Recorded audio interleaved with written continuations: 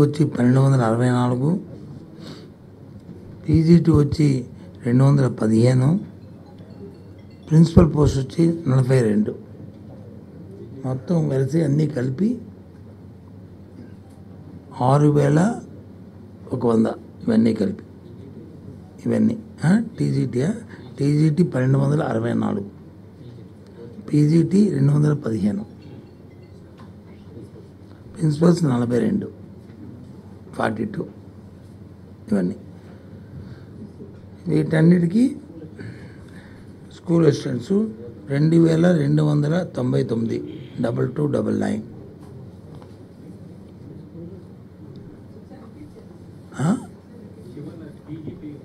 ఇవన్నీ ఇస్తాను కదా మళ్ళీ మీకు, మళ్ళీ సర్క్యులేట్ చేస్తాము. SGT 2280, 2280. SA school assistants 2299, 2299. TGT 1264, 1264. PGT 215, 215. Principals 42, 42. కలిపి టోటల్ 6100. ఇది మీకు అందరికీ తెలిసిన విషయం.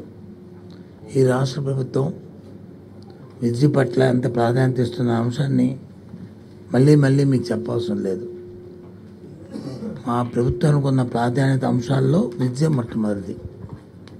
సుమారు ఈ 5 సంవత్సరాల్లో 73,000 కోట్ల రూపాయలు దీని మీద ఖర్చు చేసిన విషయం నేను అసెంబ్లీలో సాక్షాత్తు గవర్నర్ గారే వారి ప్రసంగంలో చెప్పారు.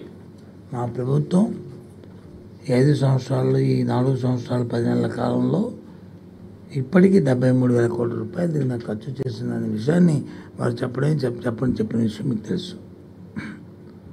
ప్రభుత్వం తీసుకున్న ప్రక్రియ అంతా కూడా ఏదైతే రైట్ టు ఎడ్యుకేషన్ యాక్ట్ ఏదైతే ఉందో దాని ప్రకారము ప్రతి వారికి విద్యని అందించాలనేది ప్రభుత్వం తాలూకు ముఖ్య ఉద్దేశం.